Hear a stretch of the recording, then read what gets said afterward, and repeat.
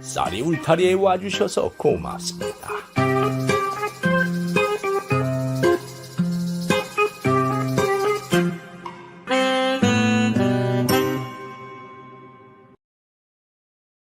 이번 이야기는 도둑 영감을 사랑한 할멈에 대한 이야기입니다. 사랑을 하는 건 자유이지만 도둑을 사랑하는 것은 드문 일일 것입니다.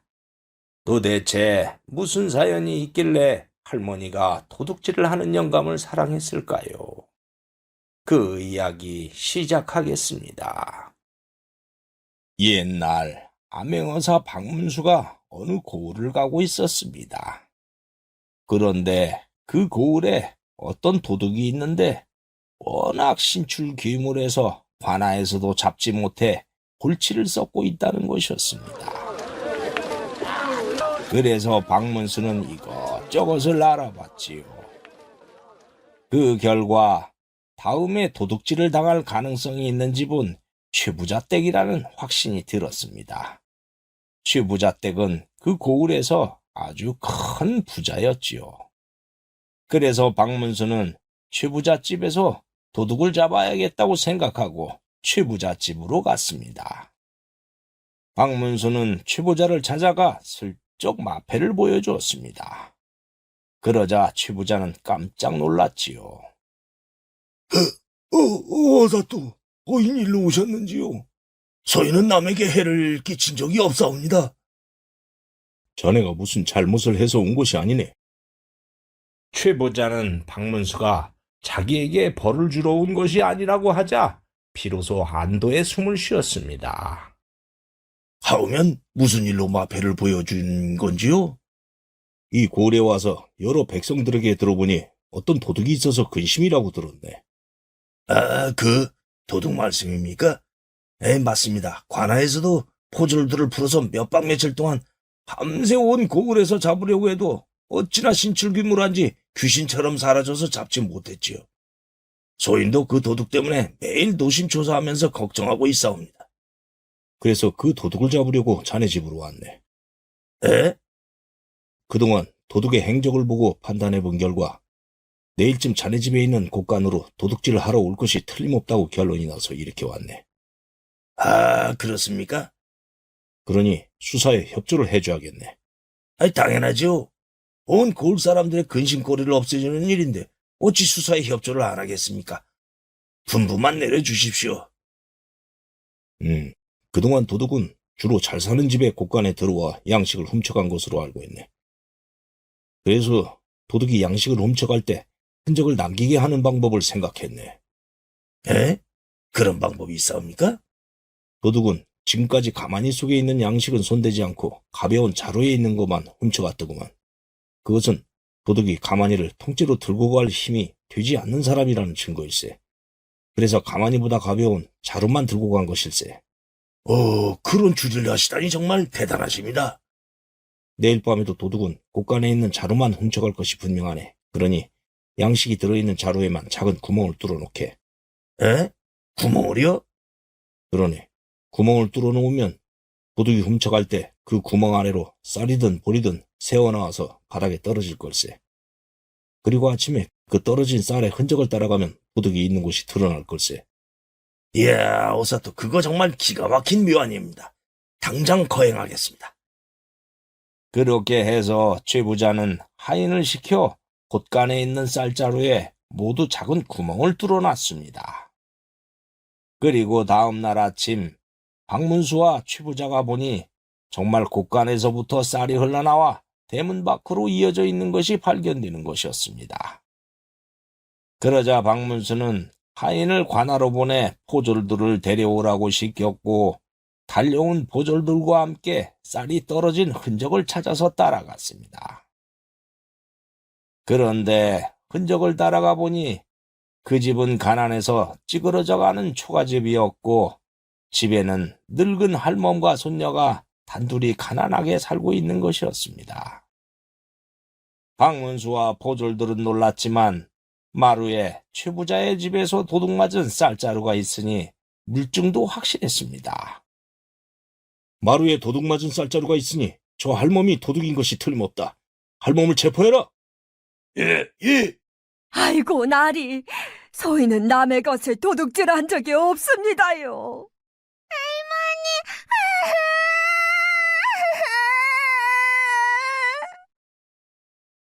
그렇게 박문수는 할멈을 체포해서 관아로 끌고 갔습니다.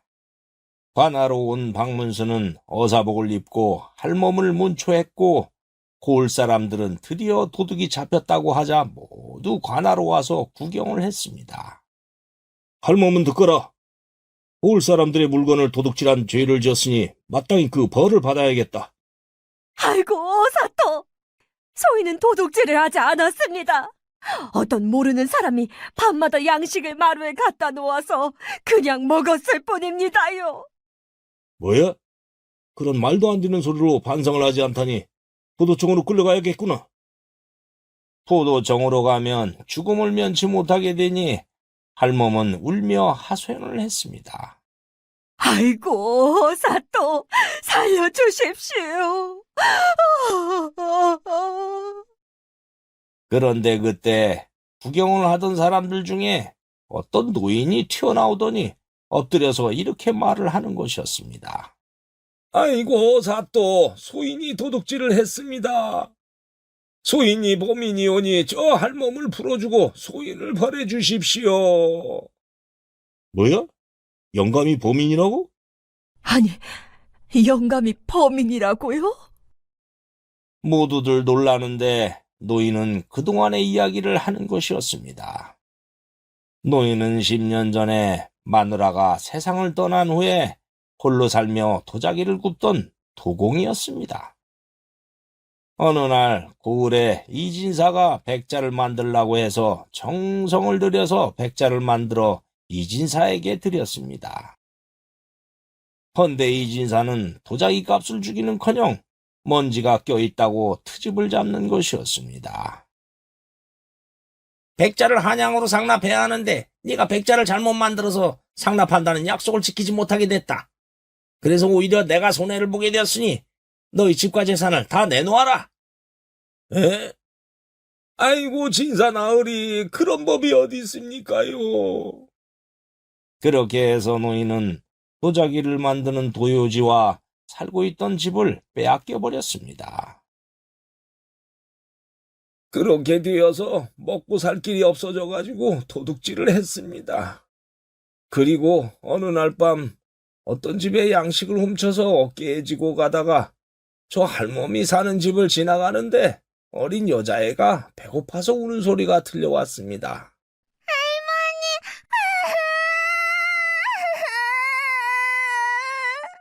그래서 마당으로 들어갔는데 방 안에서 저 할멈과 손녀의 목소리가 들려왔습니다. 할머니, 배고파.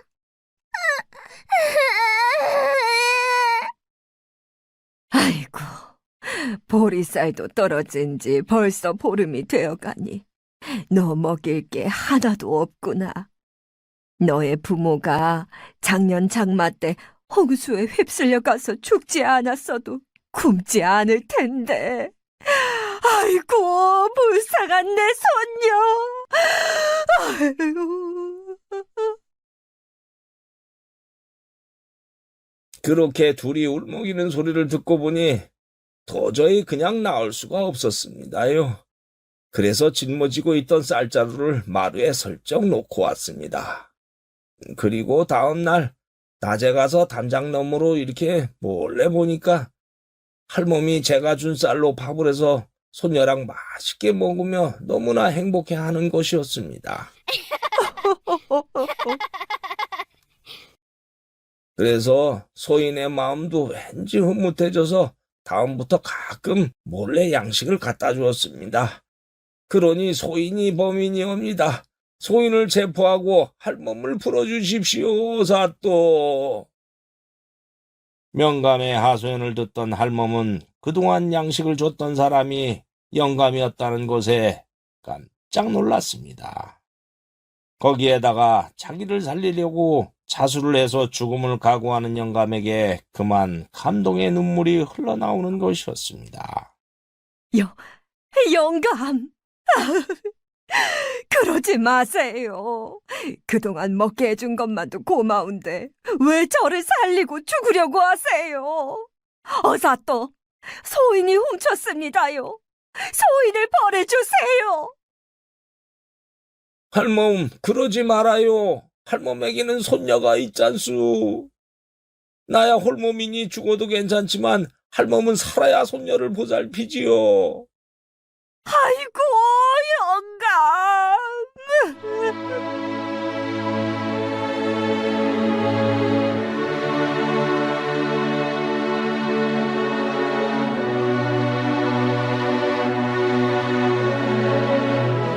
박문수는 두 사람의 대화를 듣고 모든 사정을 알게 되었지요.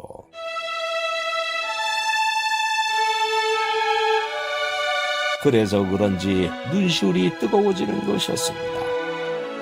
그러나 노인이 도둑질을 한 것은 분명히 죄를 지은 것이니 풀어줄 수도 없었습니다. 그래서 이렇게 판결을 했습니다. 모두를 듣거라. 저 노인이 할멈의 사정을 알고 도와주는 착한 일을 한 것은 알겠다. 허나 도둑질을 한 죄는 어쩔 수 없다. 여봐라 사또. 저 할멈은 석방하고 노인은 모레 아침 포도청으로 압송해라. 예. 그렇게 어사가 판결하자 할멈은 가슴이 무너지는 듯 했지요. 자기를 도와준 사람이 포도청으로 끌려가 죽을 것이니 어찌 아프지 않을 수 있을까요? 그래서 그랬을까요?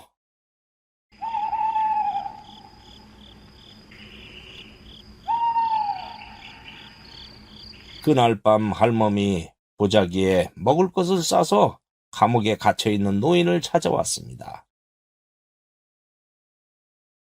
저기, 이거 먹을 것 좀 싸왔어요.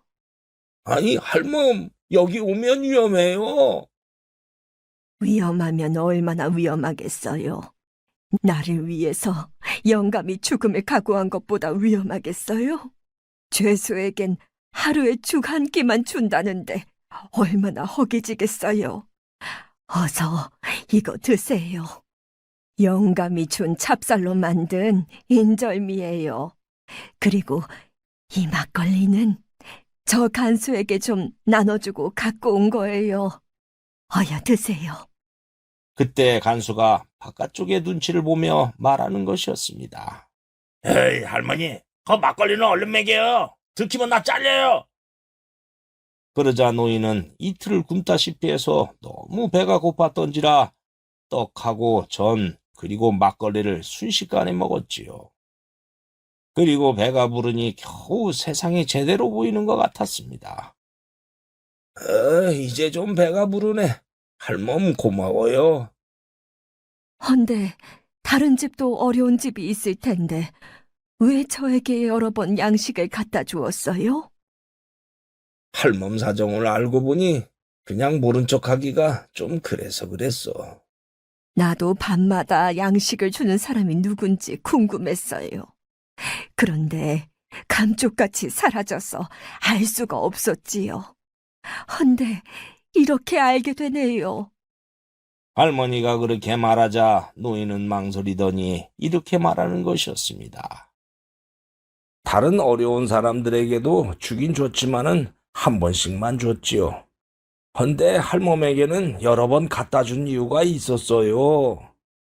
양식을 준 다음 날 낮에 할멈의 담장 밖에서 마당에 있는 할멈을 보고 좀 놀랐어. 왜냐하면 죽은 데 마누라의 얼굴에 보조개가 있었는데 할멈의 얼굴에도 양쪽 볼에 보조개가 있더구만요. 그래서 할멈이 마누라였으면 어땠을까 하는 생각이 들었어요. 그래서 자주 가게 되더라고요. 할머니는 노인의 그 말에 잠시 당황했지만 이유를 알게 되자 쑥스러워서 자기도 모르게 얼굴이 붉어지는 것이었습니다. 그래서 그랬구려. 그러면 마음이라도 비치지 그러셨어요. 노인은 할머니에게 핀잔을 들을 줄 알았는데 할머니의 그 말에 속으로 놀랐습니다. 마음을 보여줄까 하는 생각도 들었지요. 근데 나는 도요주도 빼앗기고 직업도 없고 집도 없는 도둑놈이니 그럴 수가 없었어. 도둑질은 안 하면 되지요.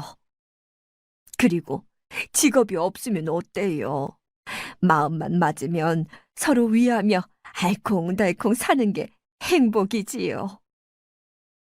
노인은 할머니의 그 말에 그만 세상을 다 가진 것처럼 행복해져 오는 것이었습니다. 정말이요? 그렇게 말해주니 정말 고맙소.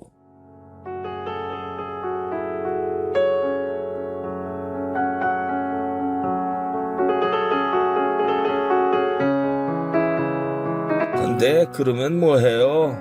이제 포도청으로 가면 영원히 이별을 할 텐데. 에이그, 나한테 일찍만 말했어도 이런 일이 없을 텐데. 하늘도 무심하지. 아유. 그러면서 두 사람은 서로의 마음을 확인하였지만은 헤어질 수밖에 없는 운명에 노인과 할머니는 눈물을 흘리고 말았습니다. 할머니, 면회 시간 끝났어요. 얼른 나가요. 안 그러면 나 징계당해요. 알았어요, 영감님. 저 이제 가요. 할멈, 고마워요. 잘 가요. 두 노인은 그렇게 헤어졌습니다.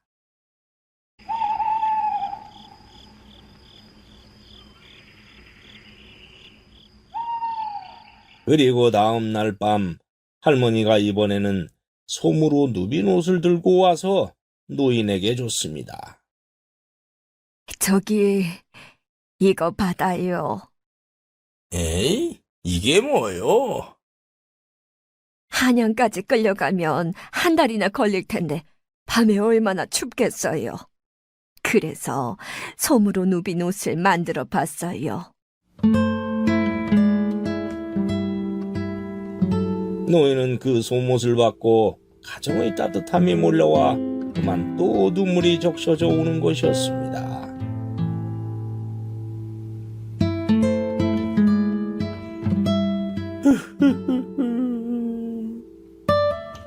왜요?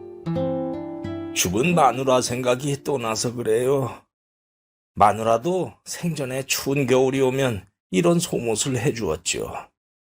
마누라가 죽은 지 10년 만에 이런 정을 받아보는 것은 처음이라 그렇소. 에이그, 일찍 만났으면 여러 번 해주었을 텐데. 이제 내일 아침이면 끌려가 죽을 텐데 그게 무슨 소용이 있어요. 할멈 마음만 받고 갑니다. 고마워요. 두 노인은 사랑하자 이별이라는 말이 있듯이 그 비극적 현실에 그만 가슴이 미어지는 것 같았습니다. 그때 간수가 시간이 다 되었다고 하며 할머니를 끌고 가자 두 노인은 눈물을 흘리며 아픈 작별을 했습니다.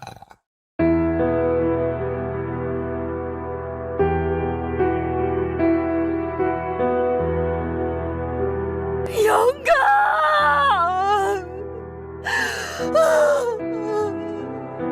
할멈.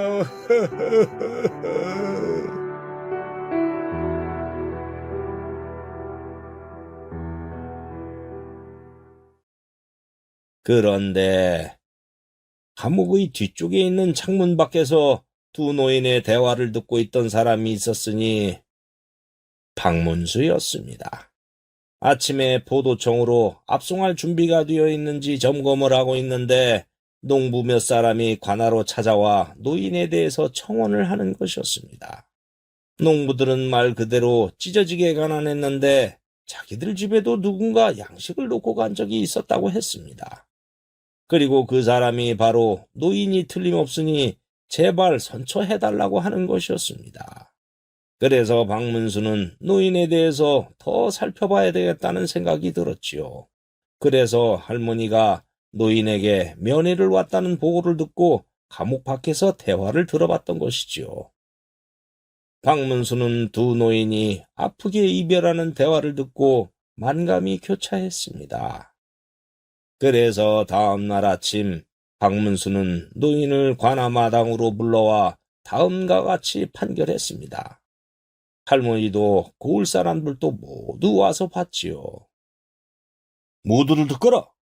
저 노인이 도둑질을 했다고는 하지만은 이진사가 나쁜 짓을 해서 어쩔 수 없이 도둑이 되어야 했고 할멈뿐 아니라 가난한 백성들에게 양식을 갖다주는 선행을 베푼 데다가 오직 부잣집만 도둑질을 했다는 점, 또 할멈을 살리기 위해 스스로 자수를 한 정상을 참작하여 판결하겠다. 포도청으로 압송하는 것을 취소하고 노인을 징역 2년에 처한다. 다만 이 판결 확정일로부터 4년간 집행을 유예한다. 박문수는 그렇게 집행유예로 판결했습니다. 집행유예이니 노인은 당연히 풀려나게 되었지요.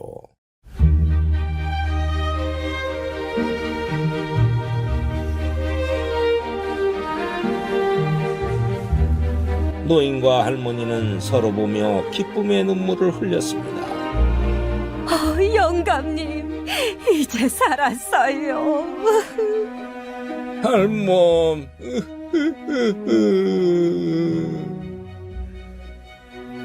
노인이 석방되어 관아에서 나가고 모두 정리가 된 후에 박문수는 이진사를 체포해 왔습니다. 아이고, 사또. 소인이 뭘 잘못했다고 이렇게 포박해서 긁고 왔는지요? 소인은 지금까지 살면서 남에게 탈 것만큼도 잘못한 것이 없사옵니다. 남에게 잘못한 게 없다고? 네가 가난한 백성들의 재산을 빼앗고 괴롭힌다는 것을 내가 잘 알고 있다. 그 중에서도 제일 악질로 괴롭힌 것은 노인이 구운 도자기의 트집을 잡아 도유지를 뺏는 것도 모자라 집까지 빼앗고 인생을 망친 것이다. 사또. 그건 소인이 한양에 상납할 백자를 제대로 만들어 놓지 못해서 오히려 소인이 백자를 보내지 못해 손해를 봤기 때문에 그랬던 것이옵니다. 그 이유가 백자에 티끌이 있는 것이더냐? 예. 세상에 털어서 먼지 안 나는 사람이 어디 있냐? 더욱 이 티끌은 눈에 보이지도 않는 것인데 그것을 뒤집잡아서 착하고 순박한 노인의 재산을 빼앗다니 네가 사람이냐? 너 때문에 그 노인이 먹고 살 길이 없어 도둑질을 하게 되었고 그것 때문에 온 고을 사람들의 근심거리가 되었다. 너 한 사람 때문에 온 고을이 난리가 났으니 그 죄를 물어 엄벌에 처하겠다. 여보라 사또, 저 천하에 사람 같지도 않은 이진사를 감옥에 하옥하고 내일 포도청으로 압송해라. 예. 또한 이진사가 빼앗은 노인의 재산을 돌려주고 이진사의 남은 재산도 모두 이 고을에 어렵고 가난한 자들에게 베풀어서 나눠주도록 해라. 예. 아이고, 사또, 억울합니다. 살려주십시오. 닥쳐라! 그렇게 박문수는 노인에게 빼앗은 도요지와 집을 돌려주고 이진사를 포도청으로 압송했지요. 그렇게 되자 노인은 다시 도자기를 만들며 살게 되었습니다. 그뿐 아니라 노인과 할머니는 부부가 되어 함께 살았으니 늦은 사랑이라 그런지 젊은이들보다 더 깊이 사랑하며 살았다고 합니다. 도자기 일이 끝난 노인이 할머니와 그 손녀와 함께 저녁을 먹고 있네요. 할멈, 이렇게 모여 앉아 밥을 먹으니 사람 사는 것 같소. 에이그, 일찍 만났으면 진작에 맛있는 반찬도 해주고 목욕도 시켜주고 했을 텐데. 에이, 목욕을 시켜준다고? 다 늙어서 시켜주는데 뭐 별일이 있으려고요. 내가 이래봬도 이팔청춘이요. 아이, 사고 나면 어쩌려고 그래요? 에? 에그 망측해라. 소녀가 들어요. 어여 식사하세요.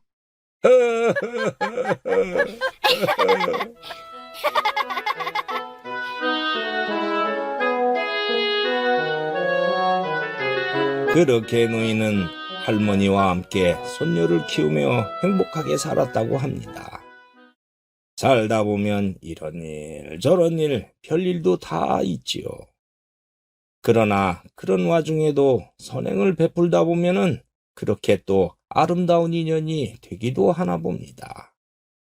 이번 이야기 여기에서 마치겠습니다. 감사합니다. 구독과 좋아요를 누르면 다음에 영상이 새로 만들어졌을 때 먼저 보실 수 있습니다.